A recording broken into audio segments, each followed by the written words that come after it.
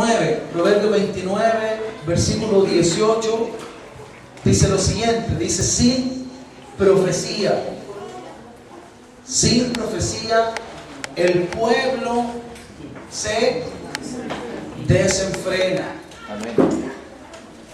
Mas el que guarda la ley es bienaventurado.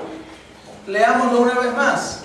Sin profecía, y profecía es equivalente a visión. Profecía es equivalente a norte, a objetivos. Nosotros sabemos que la profecía es la palabra que viene de Dios, ¿verdad? La profecía es la palabra que nos muestra el norte que Dios tiene para nosotros, para su pueblo. Y noten qué interesante cómo se plantea en este versículo, que cuando no hay profecía, ¿qué pasa en el pueblo? Está hablando del pueblo de Israel ahí, ¿ya? Cuando Dios no envía su palabra, cuando Dios no envía su dirección, algo pasa en la gente, algo pasa en el pueblo. ¿Sabe lo que pasa en el pueblo? El pueblo se desenfrena. Piensa un momento en la palabra desenfreno. ¿Qué es lo peor que le puede pasar a un automovilista, hermanos? ¿Ah? No, lo peor que le puede pasar es quedar sin frenos. ¿Por qué? Bueno, pues, alguien puede decir, tiene toda la razón, alguien puede decir, no, es quedar sin benzina, es chocar, claro. Pero me refiero a una persona que está confiada. Tú cuando vas manejando, conduciendo, tú confías que el auto cuando tú aprietes el acelerador va a detenerse o va a acelerar, y que cuando aprietes el freno va a detener. Qué angustiante, qué terrible, qué sorpresivamente malo es que tú pongas el pie y el auto no se detiene. ¿Me dejo entender, verdad? Amén. Y de eso se trata, dice desenfreno, o sea, sin freno. Cuando no hay profecía, y les vuelvo a decir, vamos a traducir la palabra profecía, que significa consejo de Dios, palabra de Dios, dirección de Dios, objetivos de Dios, los nortes que Dios tiene para uno, y también lo podemos traducir a visión. Ya les voy a explicar más qué es la visión. Sin profecía, el pueblo anda sin freno. En otras palabras, cada persona hace lo que le parece. Cada persona hace lo que cree que es más conveniente. Cada persona hace lo que siente que le es más grato hacer. De ahí la importancia, y si tú te das cuenta, el versículo termina, es el mismo versículo, termina en esto, dice, más, estableciendo un contraste, más, pero el que guarda la ley es bienaventurado. Bienaventurado significa es dichoso. ¿De acuerdo? Entonces, mira el contraste. El Señor está diciendo esto sencillamente. Gabriel, cuando tú no tienes una visión, cuando tú no tienes un norte, cuando tú, Gabriel, no sabes lo que yo estoy llamándote a hacer, tú vas a hacer muchas cosas. Yo estoy traduciendo eso. Vas a hacer muchas cosas que a ti te parecen buenas, que a ti te parecen bonitas, pero ¿sabes? No vas a lograr lo que yo quiero contigo. Amén. Y nosotros necesitamos hacer de la voluntad de Dios nuestra propia voluntad. Nosotros necesitamos que la voluntad de Dios, hermanos queridos, se transforme en nuestro norte. No que yo tengo una voluntad y Dios tiene la suya para mí, porque eso significa que hay dos voluntades diferentes. Lo que el Señor necesita en el contexto de lo que hablaba el día miércoles, ¿qué es lo que necesita? ¿Qué es lo que quiere Dios? Quiere una iglesia madura. Quiere una iglesia crecida. Ahora, tú no puedes hacer que una iglesia se vuelva madura solo por decirle que debe madurar. Qué ingenuos somos nosotros los papás, ¿verdad? Le decimos a nuestros hijos, ya, pues tú tienes que madurar. ¿Le has dicho alguna vez a tus hijos o no? Oye, ya, pues deja de actuar como niño, sé grande. ¿Cómo van a ser grandes de mí? Pues solo porque yo les dije. Yo no soy Dios, mis palabras no tienen ese poder, ¿verdad? No, la madurez es el resultado de un proceso. La madurez es el resultado de un proceso. Una buena relación no es producto de la suerte. Una buena relación es producto de una interacción, de un proceso. Un buen matrimonio no es producto de la casualidad. Una buena relación con los hijos no es producto de la casualidad. Una buena relación entre los hermanos de una iglesia no es producto, no es gracias a la suerte. Uno debe trabajar. ¿Me dejo entender? Entonces, lo que el Señor nos está diciendo es que nuestra voluntad esté en línea con su voluntad. Y por eso es tan importante que yo comprenda el valor de tener una visión. Pero no cualquier visión, sino la visión del Señor. ¿Me dejo entender? Hermanos, en el mundo en el que nosotros vivimos existe un amplio margen, existe una amplia capacidad. Jesús habló de eso, el camino ancho, ¿verdad? Habló de eso. Y nosotros, las personas que somos llamadas por Cristo, mediante el Evangelio somos llamados a su iglesia, nosotros venimos a la iglesia del Señor, que representa el gobierno del Señor y la autoridad del Señor. Nótese que Jesús habló del reino de los cielos, ¿sí o no? ¿Qué es lo que tiene un reino? Claro, tiene un rey, ¿verdad? ¿De qué sirve un reino sin un rey? ¿Y cuál es la particularidad de ese rey? Que el rey es quien reina, es decir, quien gobierna. Amén. Cuando nosotros nos volvemos a Cristo, lo que estamos haciendo es meternos, volvernos parte, en otras palabras, ¿de qué? Del gobierno de Cristo. ¿Y saben cuál es el problema, hermanos? Que nosotros venimos al gobierno de Cristo, al reino de Dios, con los parámetros del reino del mundo. Y nosotros pensamos que nuestra vida va a seguir siendo la misma. Nosotros lo que muchas veces entendemos, estoy explicando esto que no es necesariamente mi tema, pero estoy aprovechando a explicarlo. Nosotros entendemos mal. ¿Cuántas veces has tenido problemas tú porque alguien malinterpretó lo que tú hiciste o lo que tú dijiste? Qué peligrosas son las malas interpretaciones, ¿verdad? Que Dios nos guarde y nos ayude, ¿verdad? Hoy yo miré la cara del hermano hoy día y me miró raro, pero resulta que él le tiene una jaqueca y yo digo, el hermano está enojado.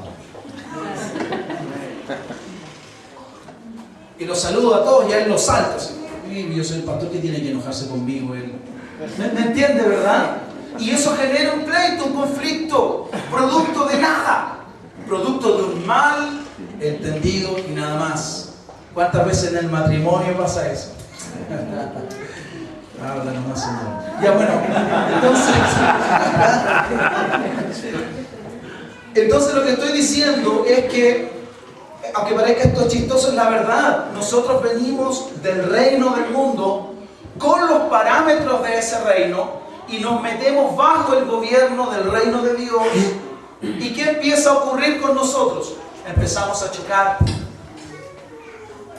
Porque lo que en realidad nosotros comprendimos era esto: yo salgo del mundo para que Dios me cuide, pero yo quiero vivir con los preceptos del mundo.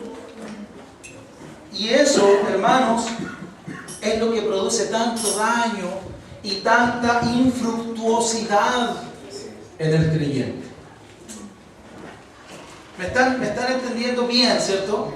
No importa que me vaya despacito, pero yo quiero que les quede lo más claro posible, porque este tema es muy trascendental. Yo les dije que el pueblo de Israel, esto está en esa línea, quedó tirado literal, física y espiritualmente en Cades Barnea. Es decir, allí decidieron volverse vagabundos, fugitivos y errantes espirituales. ¿Por qué? Porque perdieron la visión de su norte, perdieron a Dios. En su norte ellos no vieron a Dios. En su ecuación matemática ellos vieron desierto, Egipto, hambre, sed, cansancio, etc. y gigantes. Y dejaron a Dios, el elemento más importante, lo quitaron de la ecuación. Miraron todo eso, se miraron a sí mismos, pero cómo el diablo fue astuto en impedirles, en bloquearlos, en nublarles el entendimiento para que ellos no miraran justo al que tenían que mirar. ¿Me dejo entender? Yo podría compartirles horas sobre esto, porque si hay algo que Dios me ha enseñado es esto. Por Dios que Dios me ha tratado en mi caminar con Cristo. Por Dios que he aprendido esto. El Señor me lo ha enseñado muchas veces, de muchas maneras. Él me vuelve al mismo punto, al mismo punto, al mismo punto. Porque si tú te das cuenta, el trabajo del enemigo es desviar tu mirada. Yo me he dado cuenta, tú te darás cuenta que en tus problemas y yo en los míos, me metí en problemas porque desvié mi mirada.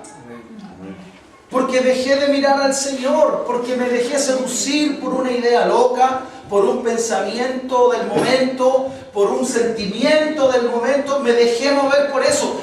Perdí la visión, dejé de mirar a Jesús. ¿Qué le pasó a Eva en el huerto? Perdió de su visión la palabra de Dios. No coman de este árbol, no importa lo bonito que se parezca, no importa lo atractivo, no importa, ese árbol está prohibido, no se debe tocar, no se debe comer, no se debe probar. ¿Amén? ¿Y qué hizo el diablo? Le nubló el entendimiento para que ella bajara el perfil de la palabra de Dios, y ella hizo lo que Dios le había dicho justamente que no haga. ¿Qué le pasó a Pedro? Sale de la barca en un acto tremendo de fe, ¿verdad?, en el Señor. Y el Señor le dice, ven. Y él deja la barca, comienza a caminar sobre el mar. Aleluya. ¿Tú te has puesto a pensar lo que eso significa? Yo puedo testificar muchas cosas, pero yo no he caminado en el mar. Qué maravillosa experiencia de fe, ¿me dejo entender? Y él está caminando mientras mira al Señor, mientras su visión está puesta en Cristo. Él camina, pero de repente se levanta el viento, se levantan las olas. ¿Y qué hace Pedro? Pierde la visión. Mira sus circunstancias. Deja de mirar al Señor de sus circunstancias. Pedro no estaba caminando en el mar por él, estaba caminando por la palabra de Jesús. ¿Me están entendiendo? Por favor, querido hermano, yo quisiera como perdóname la expresión, pero yo quisiera como los ganaderos cuando marcan a sus animales, ¿verdad? Yo quisiera que nosotros como ganado de Cristo pudiéramos ser marcados por el Espíritu Santo con esta verdad. De que toda la clave de tu éxito, de mi éxito, en cualquier área de la vida, en el Señor estoy hablando, no estoy hablando del éxito mundano, consiste en no sacar la mirada de Cristo. Mientras tú miras al Señor, y lo vamos a ver luego, hay victoria. Y todo el trabajo del enemigo es de persuadirte a que tú mires al lado, a que tú te distraigas, a que tú pongas la mirada en los problemas, a que tú pongas la mirada en lo último que surgió y dejes de mirar lo que Dios tiene, lo que Dios quiere. Tú tienes que preguntarte, ¿por qué será tanto el interés del enemigo de desviarme de Dios? La respuesta debe ser, hay algo verdaderamente importante con Dios, conmigo. Que el enemigo trata tanto de desviarme de Él. Que el enemigo trata tanto de interponerse. Que se esfuerza tanto por hacer que yo cambie de canal. ¿Me dejo entender? No, nuestro canal tiene que ser Jesús, punto. Hoy están dando el tráiler de tal, no me importa, yo estoy mirando al Señor. ¿Sabes? Pero hay algo nuevo, tú no lo sabes. Yo estoy mirando al Señor. Es más, le voy a quitar el control, a las pilas al control, lo voy a dejar pegado en ese canal que nadie me lo pueda cambiar. Y que la gente sepa, yo voy a marcar mi terreno de tal manera que la gente a mi alrededor sepa que ese es mi canal. Y que no necesito otro canal. Que no me interesan las noticias de última hora. Yo quiero las noticias que Cristo tiene para mí. De eso se trata la visión. De mantenernos enfocados en Jesús. ¿Y qué pasa con el pueblo? El pueblo que no tiene una visión, el pueblo que no tiene un norte, el pueblo que no tiene claro. Repito, esto está dicho del pueblo de Israel. Pero todo lo que se dice a Israel es aplicable en mayor o menor medida, espiritualmente hablando, a la iglesia. Y nota por favor el contraste. Sin profecía, sin visión, el pueblo se desenfrena. Claro, porque no hay objetivos definidos, ¿verdad? Cada cual hace lo que le parece que es correcto. Pero el contraste es, pero el que guarda la ley, ¿para qué nos ha sido dada la palabra de Dios? Para guardarla. ¿Para qué nos ha sido dada la enseñanza? Para vivirla, para ponerla en práctica. ¿Qué pasa cuando yo hago lo que Dios me dijo que debo hacer? Me va bien. ¿Qué pasa cuando Dios me dice lo que debo hacer y yo no lo hago? Primero, me vuelvo responsable por lo que sé y decidí no hacer. Segundo, no tengo los resultados que Dios planeaba darme. Amén. Piensa de nuevo, otra vez voy al tema. ¿Por qué se esforzará tanto el enemigo por impedirnos que hagamos la voluntad de Dios? Esa es la lucha. Esa es la lucha espiritual, hermanos. Esa es la verdadera naturaleza de la lucha espiritual. No es andar reprendiendo al diablo, atando demonios, atando potestades, ungiendo las casas y eso no, yo no digo que esté malo hacerlo, pero esa no es la visión. La visión es esta. Tú tienes que preguntarte, y yo me pregunto, ¿está siendo la voluntad de Dios hecha cabalmente en mi vida? Déjame decirte algunas cosas que el Señor me dijo sobre este tema. La visión es un tema muy trascendental para nosotros porque nunca llegaremos, escúchalo bien, nunca llegaremos a lograr los propósitos sin tener claro cuáles son esos propósitos. ¿Cómo voy a lograr lo que no sé que quiero lograr? ¿Ah? Imagínate que Marco, que trabaja, ¿verdad? Y de repente llega a una casa y le dice, oiga, le quiero hacer un trabajo. ¿Y qué cosa? No sé. ¿Va a llevar los materiales? No los va a llevar. Se va a topar con cosas que no estaban en su cuenta. Ustedes que trabajan en construcción saben de lo que estoy hablando. Pero qué diferente es cuando tú llegas a un lugar con la visión, con el norte claro de que tú vas a hacer eso. Te preocupas de llevar los materiales, la ropa adecuada, de calcular el tiempo. ¿Es así o no es así? De eso se trata la visión. Todos los hombres y mujeres que hicieron algo por Dios y para Dios en la Biblia fueron llamados y recibieron alguna visión del Señor. Todos. No hay excepciones. Imagínate, por favor, que la visión está ligada con nuestra razón de existir, de ser como cristianos. ¿Qué importante puede ser? ¿Cuál es la importante decisión que toman los hijos nuestros cuando salen de cuarto medio? ¿Qué carrera estudiar? Exacto, ¿qué voy a estudiar? ¿Sabes lo importante que es tomar la decisión correcta?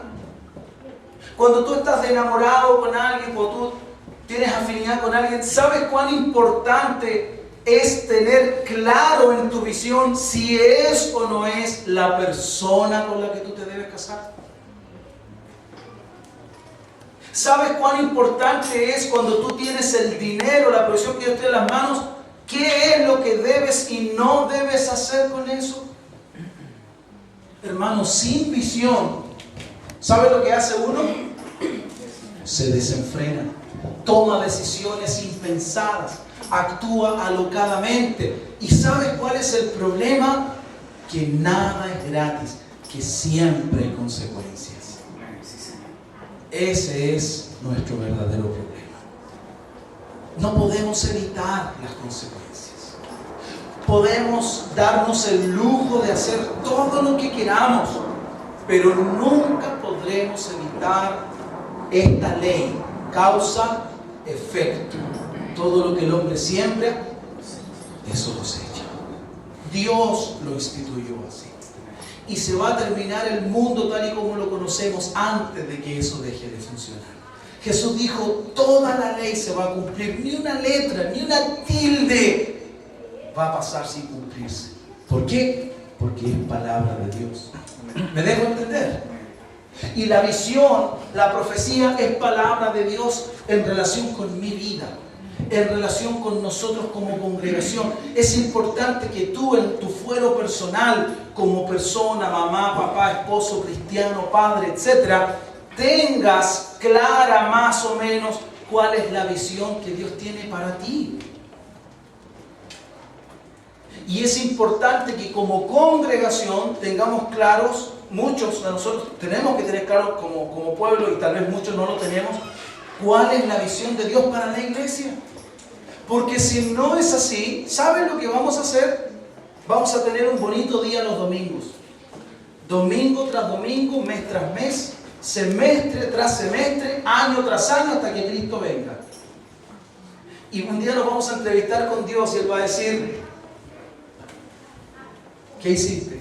¿Me congregué? Te voy a decir algo, la visión para mucha gente es esa.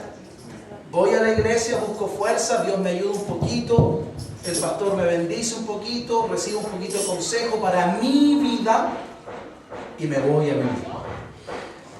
Y vuelvo el día domingo siguiente o el subsiguiente, recibo otro poquito de consejo, me alimento un poquito, sigo mi vida. ¿Y dónde está el propósito de Dios ahí?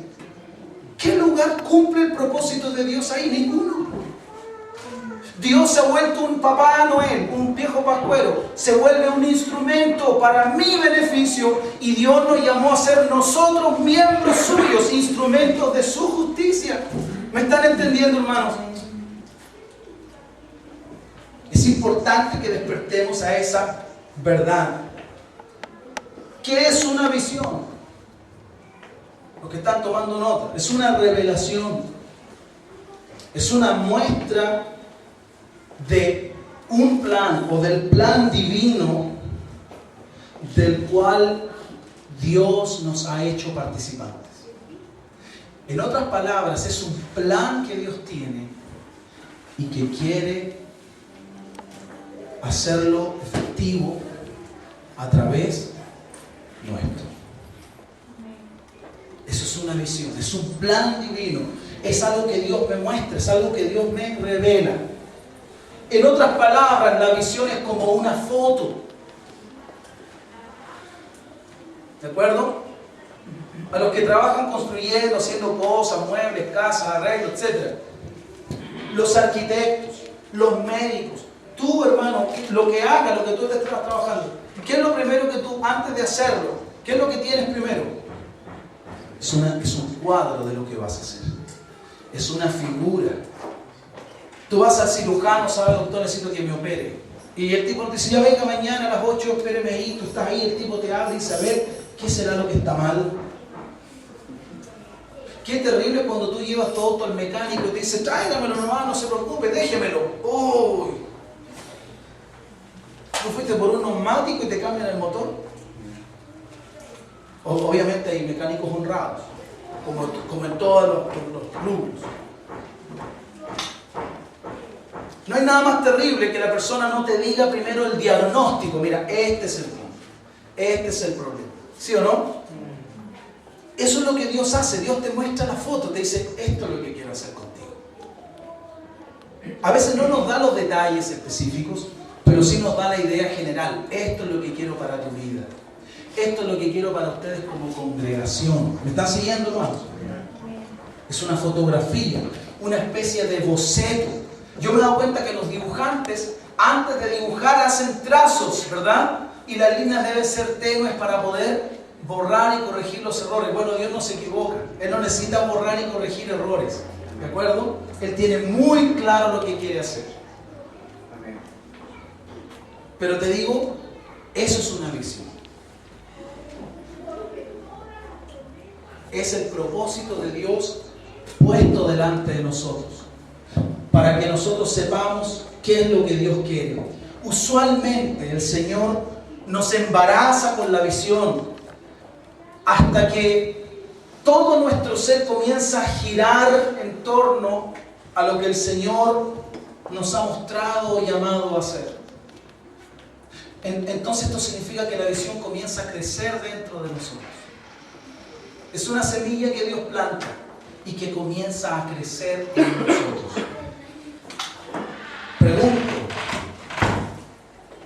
Pregunto a cada uno, hermanos, ¿tienes tú alguna idea de lo que Dios tiene para ti? ¿Tienes tú alguna idea de lo que Dios tiene para ti? Voy a volver a decir lo que dije. El hermano dijo amén, me parece muy bien. ¿Tienes tú alguna idea de lo que... Escucha esto, hermano, voy a volver a repetir la pregunta. De lo que Dios tiene para ti. Porque yo te voy a decir algo que he descubierto. Yo tengo muchas cosas para mí.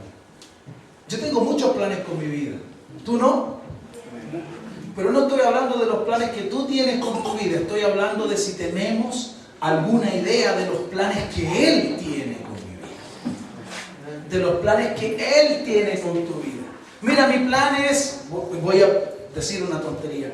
Mi plan es terminar el año, irme de vacaciones, voy a descansar, mi plan es tener una empresa, voy a ganar dinero, me voy a cambiar de casa, voy a cambiar mi auto. Estoy diciendo tonterías, las cosas que la mayoría de las personas de este mundo desean hacer. ¿Verdad? Por las cuales viven, para las cuales viven, digamos. Esos son mis planes. Y el plan del Señor es que yo predique rápido lo que tengo que predicar, porque esta noche viene por mi alma. ¿Ah? El plan del Señor sí es que yo vaya de vacaciones, pero el plan del Señor es que yo tenga esa empresa. Sigo con la idea, ¿no? Pero mi idea de tener esa empresa es que esa empresa me va a permitir comprar esta casa, tener ese auto, vacacionar en este lugar, tener este estilo de vida. Y el propósito de Dios es que yo tenga esa empresa y Él me la va a dar porque Él quiere a través de esa empresa sustentar la obra suya.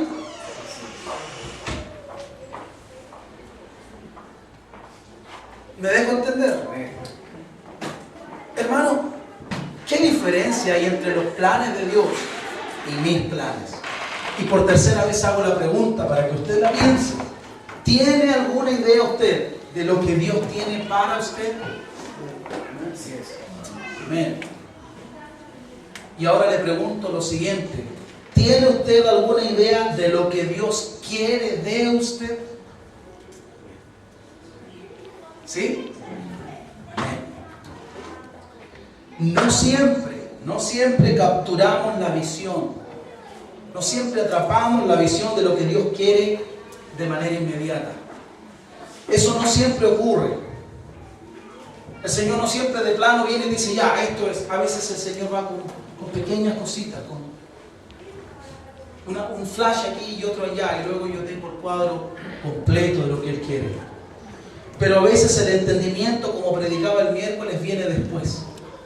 Lo que yo hago ahora tú no lo entiendes, le dijo el Señor a Pedro, pero lo entenderás después. Y gloria al Señor que siempre hay un minuto en el que viene el entendimiento. ¿A cuánto les quedó claro que el problema es que a veces entendemos cuando ya no es tiempo de hacerlo? Que Dios nos dé la capacidad de entender a tiempo. Amén. Él quiere hacer eso. Después de vivir algún trato de Dios, después de pasar por algún proceso del Señor, llegamos a entender para qué Dios nos ha llamado. A veces tiene que haber un trato fuerte para que podamos entender. Pero esto también nos lleva a este entendimiento, que aún la misma visión tiene su proceso una vez que Dios la ha puesto dentro de nosotros. ¿Ok? ¿Te das cuenta que nada escapa a la ley de que debemos vivir el proceso?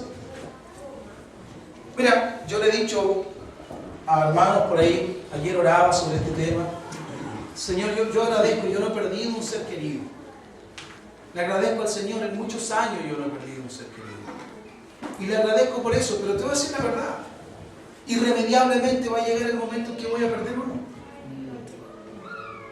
Y qué maravilla si esa persona está en el Señor. Y yo sé que se fue con el Señor. Y yo sé que salió de esta vida para estar eternamente con el Señor. Qué triste si esa persona muere sin el Señor. Pero te voy a decir algo.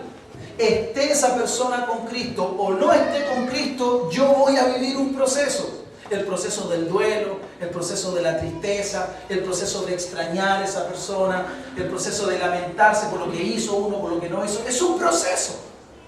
Amén. Es inevitable. Los procesos son inevitables. La mujer se embarazó y al otro día quiere ser mamá, quiere tener la guagua.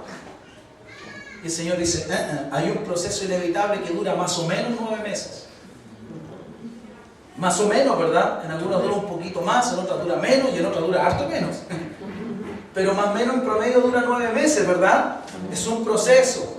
Y cuando tú tienes la noticia, ¡oh, gloria a Dios! Sobre todo si era un bebé que tú deseabas tener, como mi esposa que quiere tener un equipo de fútbol.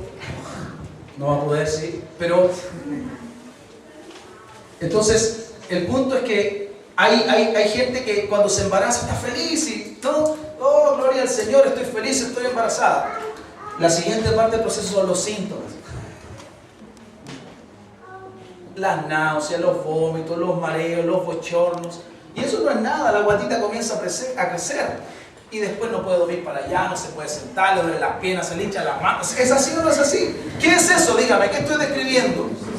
Oye, he pasado 3 veces por ahí. Es un proceso.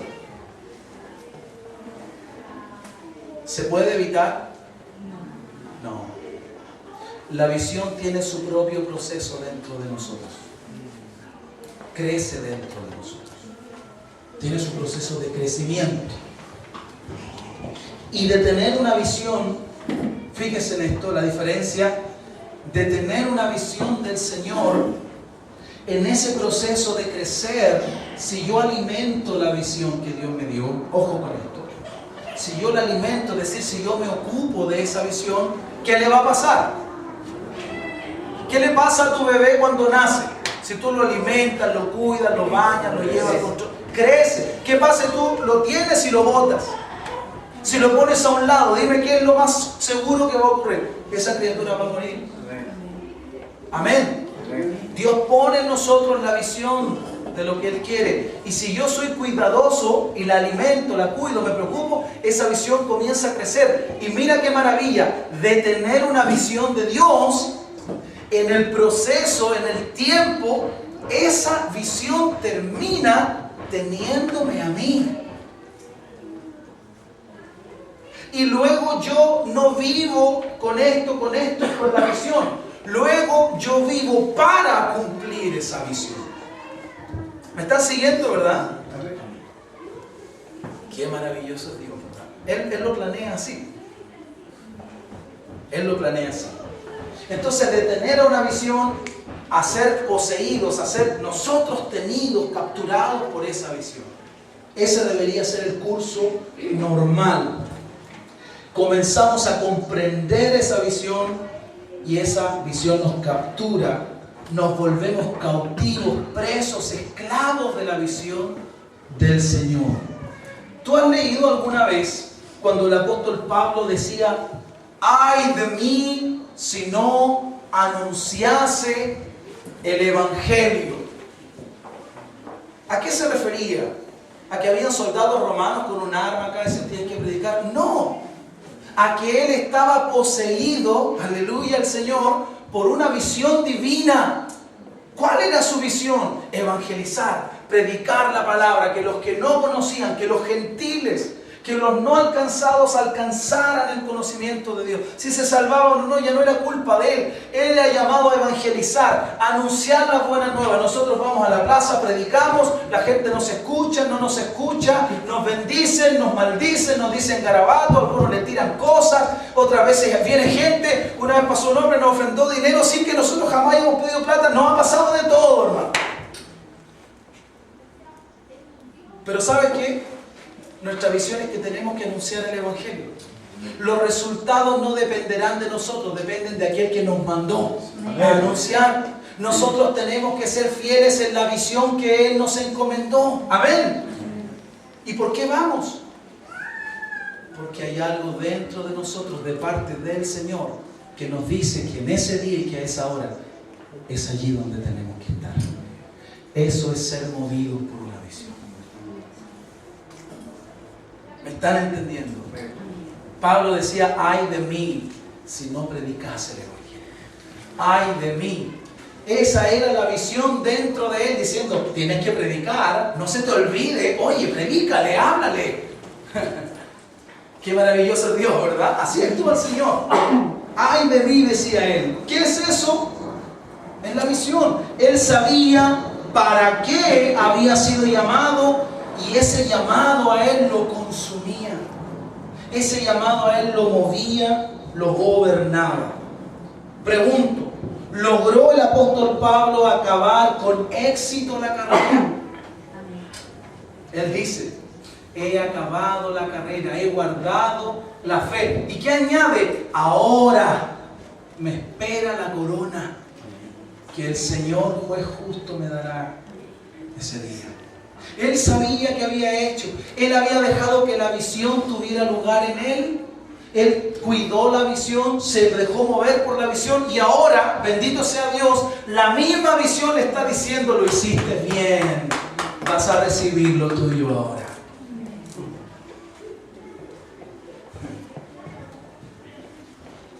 Le costó hartas cosas la visión a Pablo. Naufragios, azotes, que lo tuvieran que descolgar por muros, que lo persiguieran, prisiones a modo de malhechor, que lo calumniaran, que lo traicionaran. Le costó muchas cosas a Pablo, pero llega el momento en el que la misma visión que lo movía le dice, ahora llegó el tiempo de tu recompensa, porque todo tiene recompensa en el reino de Dios. Fiel es el que llama. ¿De acuerdo? Déjame decirte por qué logró Pablo acabar la carrera con éxito. Simple, porque estuvo sujeto al Señor y a la visión del Señor. ¿Saben, hermanos? No hay nada más satisfactorio para el alma que cumplir con la misión que Dios nos da. Yo te voy a decir algo, te lo voy a decir. Hay personas, seguramente te ha pasado. Nosotros los cristianos sabemos que Dios quiere que nos congreguemos.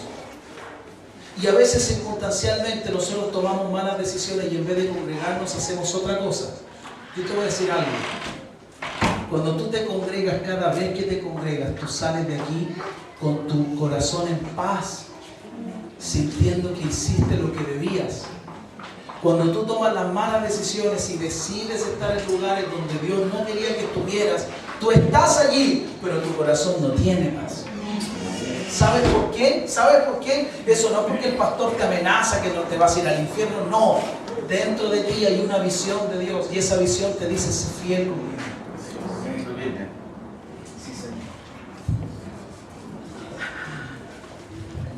¿Qué paz hay, verdad?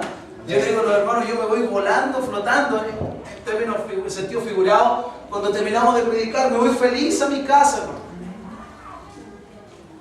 El sentido del deber cumplido, qué glorioso es eso, ¿verdad? Hice lo que Dios me mandó. Mire como cuando tú te acuestas con la polola. Después del momento de placer viene la recriminación. Chuta, yo sé que esto no es lo que Dios quiere, Señor, y si viene me voy a quedar. Cuando tú te acuestas con tu mujer, tú sabes que Dios bendice tu vida.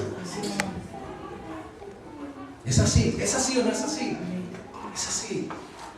Yo cuando converso con los jóvenes les digo, entiende, Dios no es malo. Mira, déjame aclarar algo para que se entienda mejor.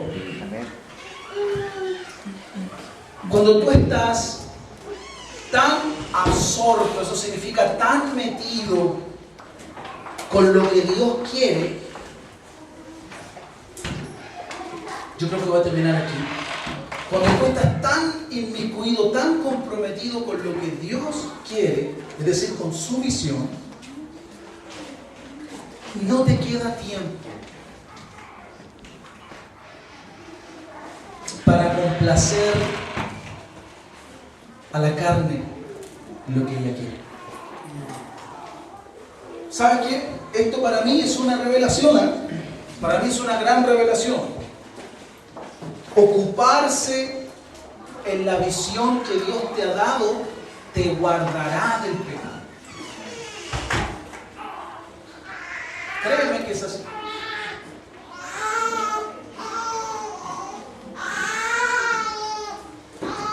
Fíjate en los apóstoles.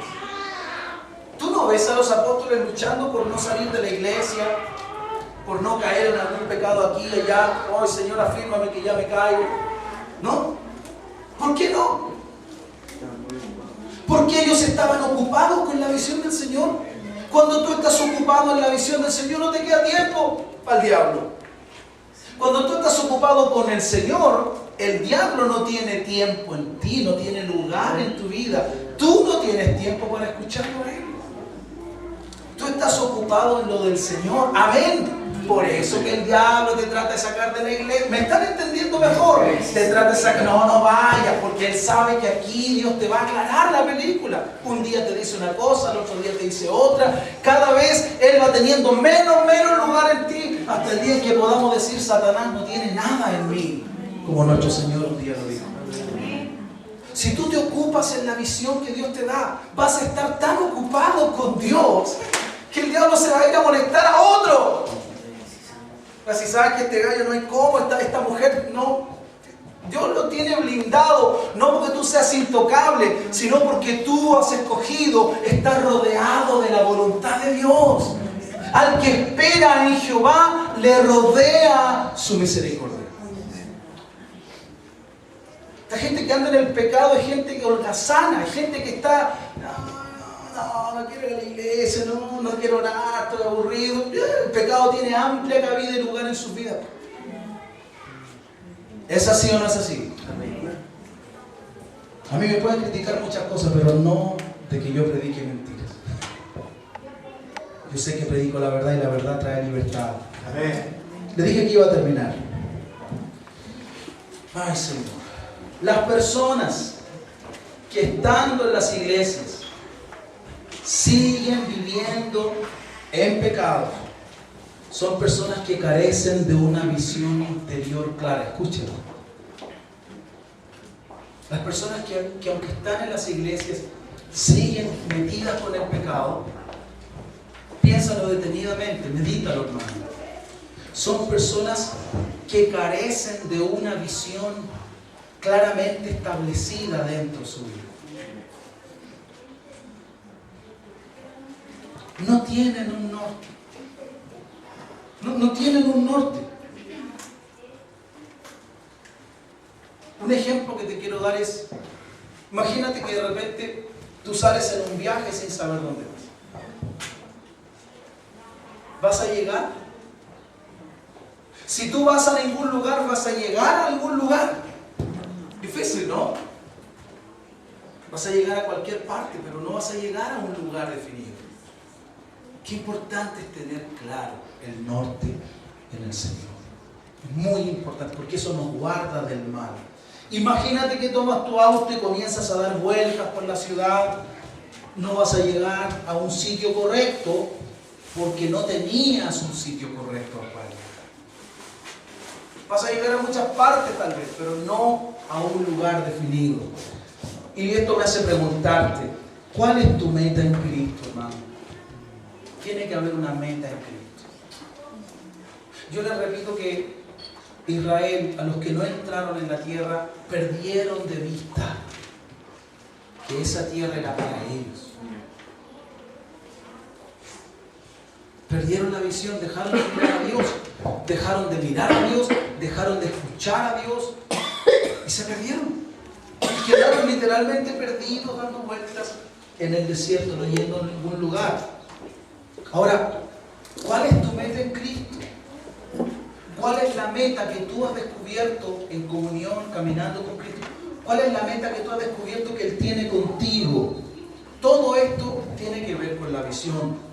Debemos pensar muy seriamente en la visión, porque la visión ayuda a completar nuestro proceso de madurez. Voy a seguir hablando de esto la semana entrante, Dios mediante, si estamos aquí. Amén. Pero déjame darte el último ejemplo. Yo creo que tú nunca lo has pensado así. ¿Por qué los cristianos? Seguramente muchas veces te lo han preguntado. Esto no lo saqué de un libro. Esto viene del Señor, no viene de un libro, no viene de... Seguramente tú te han preguntado, compañeros, a los jovencitos, jovencitas de la iglesia y a nosotros también los adultos, seguramente te han preguntado, oye, ¿y por qué ustedes no bailan? Ustedes son fome. Y aquella gente que le gusta mover el cuerpo, hay gente que le encanta mover, hay gente que vende al Señor por mover el cuerpo, créanme. Sí. Yo me encontré con una persona ayer, no voy a decir nombre, nada, pero una persona a la que yo conozco y que estaba muy contento porque me decía, pastor, las puertas de mi casa están abiertas, venga, aquí hay mucha necesidad, hay gente que quiere que usted venga. Y nosotros tenemos las puertas abiertas para que usted nos predique la palabra. Yo estuve con ellos un tiempo. Dejé de hacer reuniones allí. Y ella me cuenta y me dice, ¿sabe? Yo fui a una iglesia con mi familia buscando un lugar donde congregarnos, necesitábamos un lugar. Y me dice, y nos dolía la cabeza el lugar donde fuimos. Me invitó una persona, fuimos. Y era bulla y más bulla y una loquera y no se escuchaba nada y puros gritos y claro, estaban en el reino de las emociones y hay iglesias que viven en el reino de las emociones y ¿sabes qué? Cuando ella le dice a la persona que le invitó, ¿sabe que nos vamos a retirar, no nos sentimos bien? Y le explica, le dice, yo me congregaba en mi casa con un pastor y era diferente. Nosotros, para la gloria del Señor, me dijo ella y me lo corroboró su marido y lo corroboró su hijo pequeño. Nosotros sentíamos la presencia de Dios en esas reuniones. Dios nos hablaba en esas reuniones. Nosotros cantábamos, sentíamos el toque del Señor en esas reuniones. Y sabes que aquí yo sentí un mareo, me dolió la cabeza, hasta náuseas tengo, le dijo. ¿Y sabe lo que le dijo la persona que le invitó? Le dijo, lo que pasa es que esta es una iglesia viva. Esta es una iglesia en avivamiento. Mentira del diablo. Pero para mucha gente que está engañada, una iglesia viva es una iglesia de mucho ruido, pero eso no es sinónimo de una iglesia viva. Una iglesia viva es una iglesia que vive por la palabra de Dios. Es una iglesia donde el Señor habla a tu vida. Es una iglesia donde el Señor te corrige y donde el Señor te alienta cuando lo necesitas. Es donde tú sientes su respaldo. Eso es una iglesia viva. Podríamos producir un mundo de emociones aquí, pero Dios no nos ha llamado a eso también. Él nos llamó a adorarlo en espíritu y en verdad. No en emocionalismos. ¿De acuerdo? Y claro que muchas veces lloramos cuando el Señor nos toca y muchas veces no aguantamos y glorificamos al Señor y le damos su aleluya, que nadie tiene que decir, ya hermano, diga aleluya, ¿verdad? Es el Espíritu de Dios que dentro de nosotros nos impulsa a adorar a aquel que merece toda adoración. Pero bueno, para terminar el punto, ¿por qué no bailamos? ¿Por qué no fumamos? ¿Por qué no nos emborrachamos? Y tal vez tú ni sabes, hermano, no sé, yo no estoy jugando, solamente digo, tal vez ni sabes. Bueno, porque no es bueno. Bueno, porque el Señor no lo quiere. Pero mira, la respuesta está en esto. ¿Por qué? Por la visión que Dios nos ha dado. Esas cosas no son compatibles con su visión. En la visión de Dios no está que yo muera de cáncer al pulmón. En la visión de Dios no está que yo sangolotee mi cuerpo para el mundo, porque este cuerpo es templo de Él. En la visión de Dios no está que yo sea embriagado en el trago, en alcohol. En la visión de Dios está que yo sea lleno de su Espíritu. ¿Cuántos lo entienden, hermano? Amén. Y fíjate, por favor, que antes nosotros hacíamos todo eso con el mayor gusto, ¿sí o no? Pero claro, ¿saben por qué? Porque antes no teníamos a Dios, no teníamos la visión de Dios. ¿Cuántos dicen gracias, Señor? Esa es la respuesta, hermanos. La respuesta es que antes, no conociendo al Señor, no teniendo la visión de Dios, hacíamos lo que nos parecía. Pero ahora la visión del Señor nos guía, nos guarda, nos encamina. Aleluya. Esa es la razón. Bueno, vamos a dejar para esta otra semana, si Dios nos dispone otra cosa. Agradezcámosle al Señor.